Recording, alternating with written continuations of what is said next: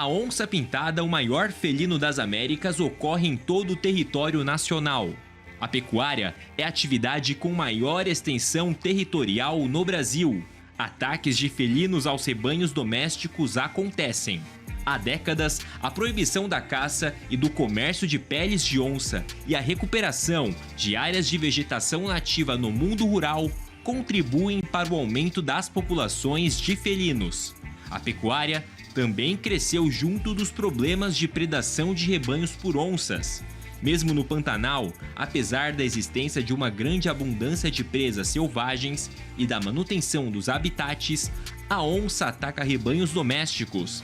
As soluções não são simples. Em muitos casos, ocorre o abate ilegal de onças causadoras dos prejuízos. Pecuaristas não têm como compensar as perdas. Em outras partes do mundo, os pecuaristas são ressarcidos pelo governo por prejuízos causados por predadores em seus rebanhos. Aqui não há nada de efetivo nesse sentido. O manejo e a conservação da onça-pintada de fato está nas mãos de pecuaristas e não dos órgãos ambientais.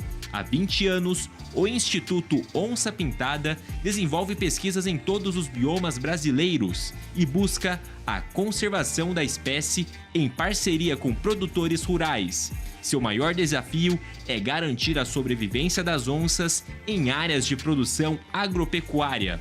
Em 2016, criaram o certificado Onça Pintada para fazendas, localizadas em áreas estratégicas e cujos processos produtivos auxiliam na conservação da espécie.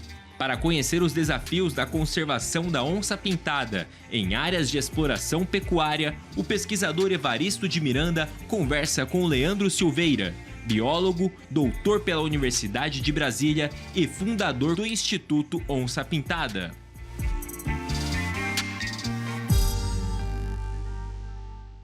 Olá, bem-vindos ao Brasil Verde, um programa dedicado à sustentabilidade da agropecuária brasileira. E uma das dimensões da sustentabilidade está intimamente ligada ao convívio da agricultura com a biodiversidade. Em particular, nós vamos tratar hoje do caso da onça-pintada. Praticamente em todo o Brasil, onde tem pecuária, existe alguma forma de contato e até de predação dos animais por parte de felinos. Mas para falar sobre esse assunto, nós estamos trazendo um grande especialista que realmente busca soluções de forma racional em parcerias com os produtores rurais. Vamos falar de uma pessoa que entende tudo sobre onça pintada, o Leandro Silveira. Bem-vindo ao Brasil Verde, Leandro. Muito obrigado, Evaristo. Uma honra poder estar participando do seu programa. Eu é que agradeço a sua participação. Você podia se apresentar um pouco para quem está nos assistindo, dizer como é que você se formou, como é que você foi acabar aí lidando com um animal tão excepcional que é a nossa onça pintada? Bem, eu diria que a minha história com a pintada começa da infância, né? Desde criança, desde que eu me lembro de bem novo, eu já era apaixonado na onça pintada. E tudo bem que o ambiente que eu fui, né? Meu pai era veterinário, professor de universidade, e eu acabava que eu ia com ele às vezes para a faculdade, tinha muito acesso a animais. E naquela época, na minha infância, muitos animais que chegavam, animais silvestres que chegavam na faculdade de veterinária ou mesmo no zoológico, que precisavam de algum cuidado, às vezes meu pai era chamado. E eu acabava tendo acesso, desde criança, a todo tipo de animal. Então, eu convivi na minha infância, eu e meus irmãos, com todo tipo de animal silvestre. Então, aquilo era comum. A gente aprendeu a tomar gosto, né, por esses animais diferentes do cotidiano de qualquer criança, né, diferente de cachorro, gato, papagaio. A gente tinha acesso a tamanduá, filhote de onça parda, aves, enfim. E quando eu me lembro muito bem, quando eu era bem novo, eu tinha na faixa da minha adolescência, quando eu tinha 14 anos, eu vi um programa na televisão, aqui no Brasil, mostrando o primeiro estudo com onça pintada na natureza. E eu achei aquilo fascinante. Eu falei, poxa, eu queria muito fazer aquilo que eu estava vendo na televisão. E óbvio, com 14 anos não tinha ideia como que chegava lá, né? E eu fui crescendo, falei, olha, quero mexer com onça, quero mexer com onça. E me falou, olha, você tem que ser veterinário. E meu pai já era veterinário, meu irmão virou veterinário, e eu falei, ok, então o caminho natural vai ser veterinária. Só que eu falava o seguinte, olha, mas eu quero ir para o campo e estudar o animal na natureza. Eu quero saber como que ele se comporta, o que ele faz, onde ele vive. Aí o pessoal falou assim, olha, isso aí já é coisa da biologia. Mas é melhor você fazer veterinária, porque biologia ninguém vai te pagar para estudar onça, né? Então eu vivi até na faculdade o momento de realmente cursar um curso de biologia, né, que afinal eu fui fazer biologia. Eu vivi esse dilema, porque as pessoas naquela época só enxergavam a veterinária como uma possibilidade de você, né, tendo um ordenado, alguém te pagando, e biologia era completamente nulo a possibilidade ou oportunidade de emprego. Mas eu estava tão fixado, tão obcecado, vamos dizer assim, para estudar essa espécie, que eu fui arriscar na biologia. Então fui fazer biologia na PUC de Goiás, em Goiânia.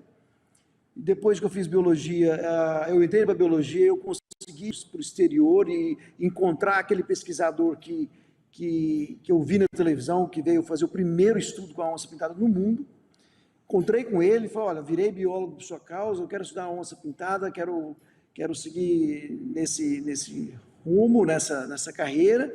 Ele me deu todas as orientações, me deu o Brasil, que foi iniciado no Pantanal. E aí eu nunca mais deixei, quer dizer, fui muito perseverante, porque eu resolvi ser biólogo numa época, na década de 80, onde não tinha a menor perspectiva para a biologia, né? Você não tinha biólogos de campo. A biologia era simplesmente voltada para dar aula, né? Era acadêmica, né?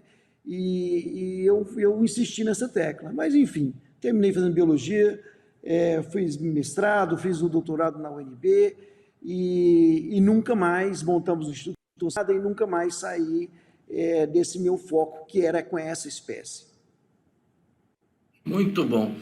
E hoje você trabalha nessa fronteira, não é?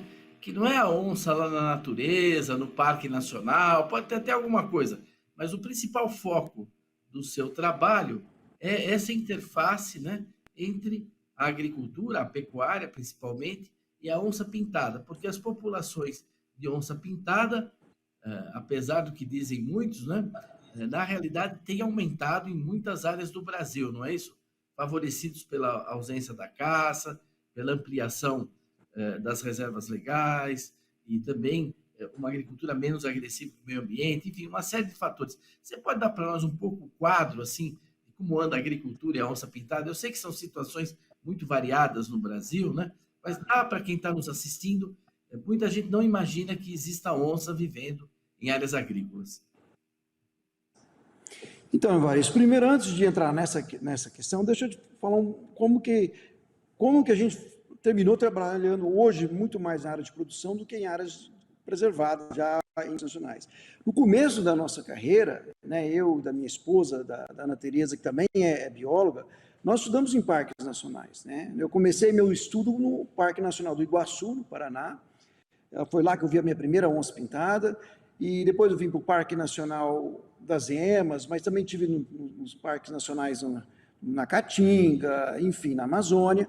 Mas o que a gente observou é o seguinte: o que a gente foi aprender? Depois que a gente entendeu um pouco sobre a ecologia do animal, sobre como ele vive, quais as demandas ecológicas, a gente falou, ok, esse assunto eu já entendi. Agora, como que eu faço para conservar essa espécie? E aí a gente cai na realidade que eu não tenho que conservar uma onça pintada dentro de um parque nacional. Lá já está conservado. O problema dela está fora da área, que ela não está protegida pela reserva oficial. E aí que a gente começou a olhar realmente o aspecto de conservação. Você olha o panorama hoje, o que a gente tem para onça pintada, o que a gente tem de números. Na verdade, apenas 4% da distribuição atual da onça-pintada no Brasil hoje está dentro de área de proteção integrada. Aquelas áreas tipo Parque Nacional, Biológico, não pode mexer.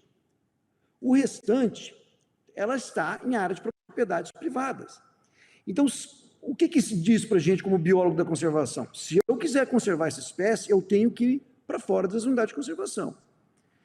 E aí a gente tem que entender qual é o cenário, o que está acontecendo. Por que a gente perdeu tanto essa espécie nas últimas décadas, né? Hoje a gente estima que 50% de toda a distribuição da onça-pintada foi embora, em toda a sua área de distribuição. O Brasil ainda mantém 50% de todas as onças no continente. E essas onças a gente sabe que a maior parte está em área de produção. Então a questão de sentar para conversar envolver o produtor rural na estratégia de conservação é a única opção que a gente tem. A gente não é que está escolhendo, na verdade, a gente só tem essa opção. Então, qualquer estratégia de conservação com a espécie, a gente obrigatoriamente tem que conversar com o produtor rural. Muito interessante as suas colocações, Leandro, sobre a preservação da onça, sua conservação em ambientes agrícolas. Nós vamos fazer um pequeno intervalo, depois a gente volta para continuar esse bate-papo.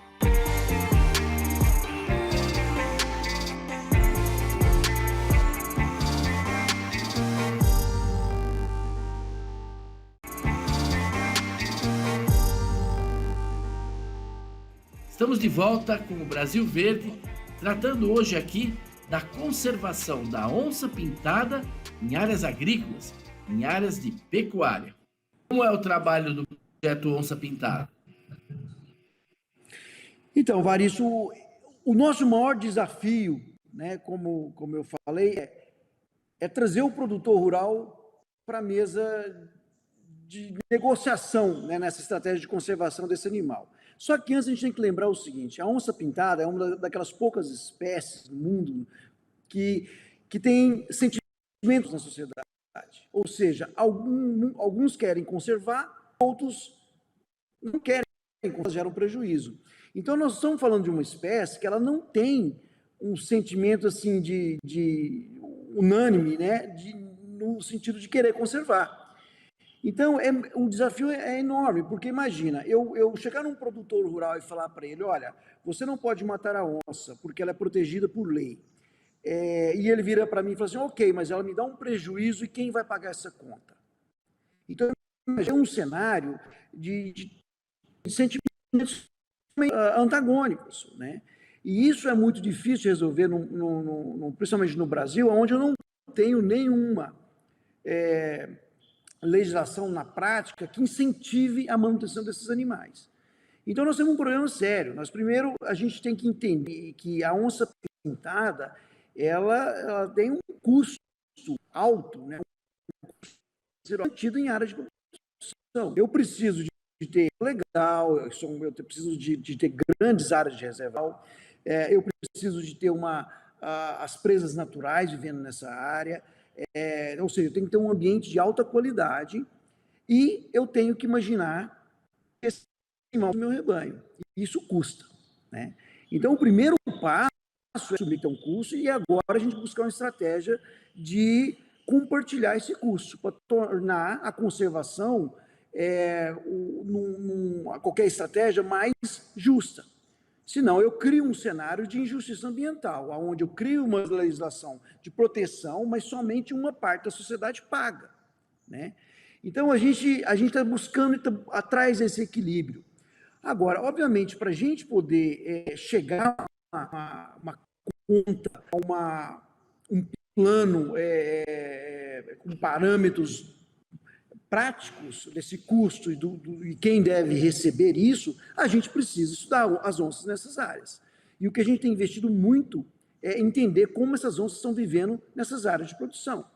Então, hoje nós temos mais de 40 animais GPS em áreas de produção e nós estamos entendendo como que eles estão utilizando essas áreas. E o que a gente já descobriu e a gente tem em mãos é que as reservas legais, as áreas de proteção permanente são fundamentais para a espécie viver.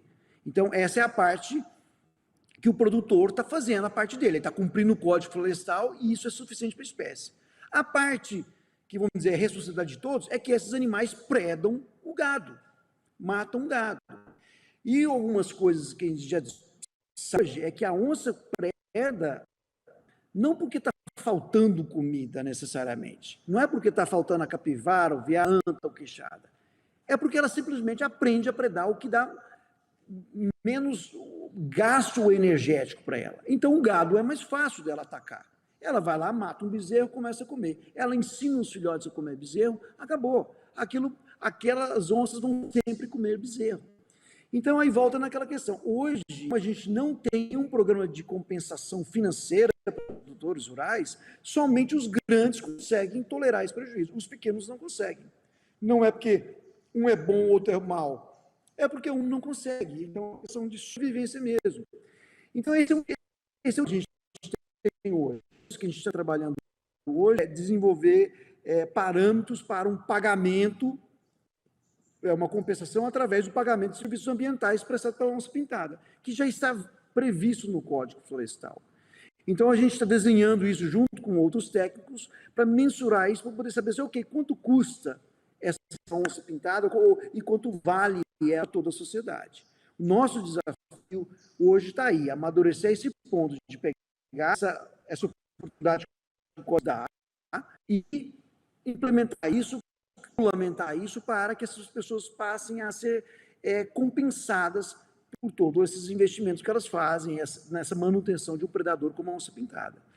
Mas eu diria que o primeiro passo a gente tem que reconhecer que é um custo, tá? Senão a gente cai numa situação de injustiça ambiental e isso não é bom para ninguém, nem para o produtor, nem para a onça que vai ser morta. Como é que você vê o futuro desse trabalho? Então, é interessante, eu acho que o mundo inteiro está tendo experiências interessantes em relação à volta de alguns predadores através de programas de conservação. A gente vai entrar, a gente tem um cenário seguinte no Brasil, ainda a gente olha, né, a gente aprendeu a olhar um cenário muito pessimista, né, de que a gente está acabando com a fauna, tudo está sendo ameaçado, tudo está entrando em extinção. E quando a gente fica muito tempo somente trabalhando, discutindo cenários pessimistas, a gente esquece, ou a gente investir um tempo, em olhar o que fazer quando tiver um cenário otimista. Ou seja, o que fazer quando tiver muitas onças? Tá? A gente não está preparado para essa discussão no Brasil. Tá? Isso é um problema sério. Isso a gente, alguns da Europa, ou mesmo nos Estados Unidos, onde eles voltaram os predadores os grandes predadores, eles investiram tanto tempo em recuperar as populações, mas esqueceram de pensar o seguinte: o que fazer quando essa população estiver saturada no ambiente e começar a ter animais demais? Esse é o capítulo 2 que a gente deve sofrer no Brasil nos próximos 10 anos. Tá? Por quê? Porque tem algumas áreas no Brasil que a onça está voltando. Né? Então, e você vê que de tempo em tempo surge no noticiário: uma onça apareceu dentro de Juiz de Fora, teve uma que apareceu no entorno de Goiânia, tem uma que foi capturada em Belém do Pará. Tudo isso mostra o quê? Que esses animais estão reproduzindo nessas áreas onde eles não estão sendo abatidos. Os animais precisam de procurar áreas novas, e no procurar áreas novas eles acabam encontrando uma cidade e são...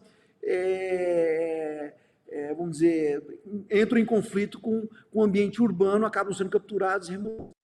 Isso já mostra um cenário de um copo meio cheio para a espécie, ou seja, num ambiente já, numa agenda positiva para a espécie, ou seja, eu tenho mais indivíduos. Mas gera também um problema de resolver, que é o que fazer quando tiver um excedente. Né?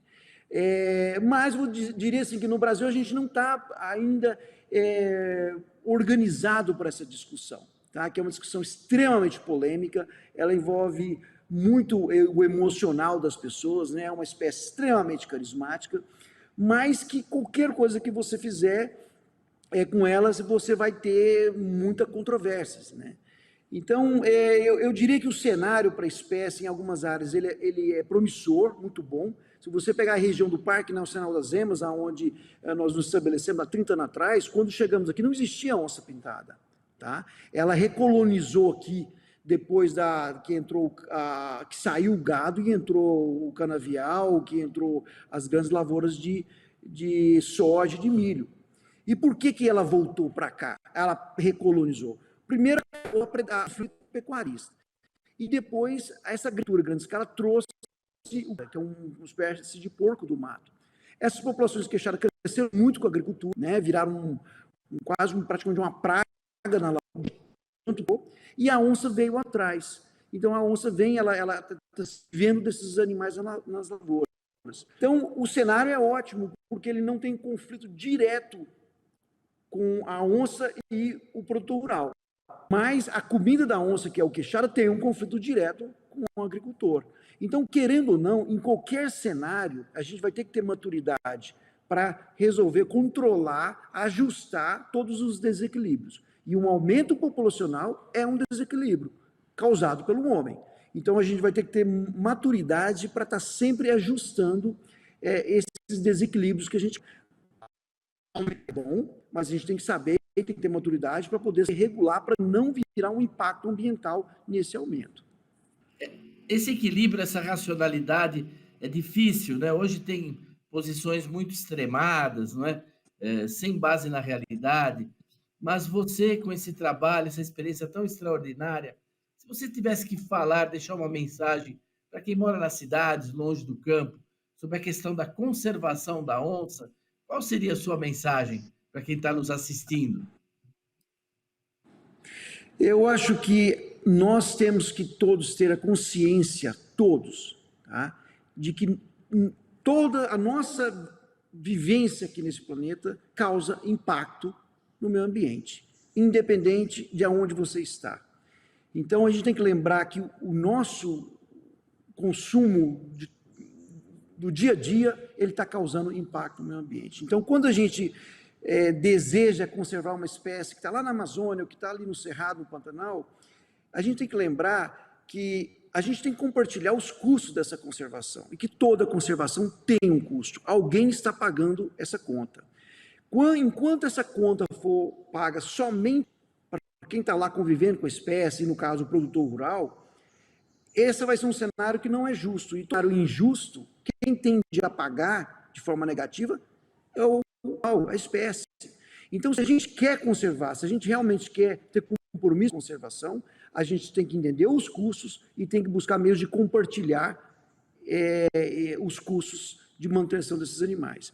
Então, tem várias formas que hoje, alguém que está na cidade, lembrando que 85% da população brasileira hoje é urbana, tá? E ela demanda, às vezes, em palavras de ordens, demandando conservação de alguns ambientes aqui e ali, ou alguma espécie, mas que as áreas de produção é para produzir a comida que vai para ela. Então, se ela quer realmente ser comprometida, procure consumir produtos certificados, produtos que tenham a garantia de origem, de que são produtos desenvolvidos de forma sustentável, né? Tem formas de procurar melhorar isso e criar uma pressão para quem está produzindo, para que ele produza cada vez mais de forma sustentável. Eu acho que o produtor ele sempre quis isso. O produtor rural, ele é o homem do bem, o melhor possível, que está mais próximo da natureza, é mais do bem ainda, ele dá super valor na natureza. Mas a gente tem que lembrar que, dependendo do produtor rural, principalmente os pequenos, eles não conseguem conviver com o prejuízo de algumas espécies.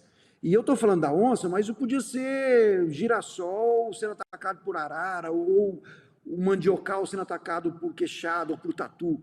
Qualquer espécie que cause um impacto, que inviabiliza a sobrevivência de uma família rural, é um impacto significante ao ponto a pessoa ter que eliminar esse animal, essa espécie. Então, não é porque ela é má, é simplesmente uma questão de sobrevivência. E a gente tem que entender isso.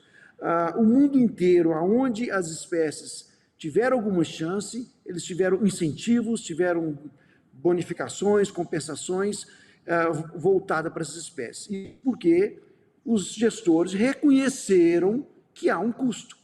E eles repassam esse custo. Enquanto a gente achar que não existe custo, é só uma obrigação que conserva, isso não tem a menor chance de dar certo, como nunca deu em nenhum lugar do mundo, né?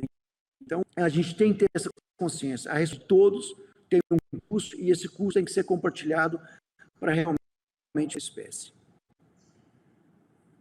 Leandro, o nosso tempo acabou. Eu queria agradecer muito a sua participação. Espero que você retorne aqui no Brasil Verde para a gente ampliar, não é, as informações sobre esse trabalho tão importante que é a conservação da onça-pintada. Muito obrigado. Voltarei sempre que for convidado. Honra participar desse programa, Evaristo. Obrigado pelo convite. Nós agradecemos a audiência, a atenção de todos e convidamos vocês para estarem de novo aqui conosco na semana que vem para mais um Brasil Verde. Até lá!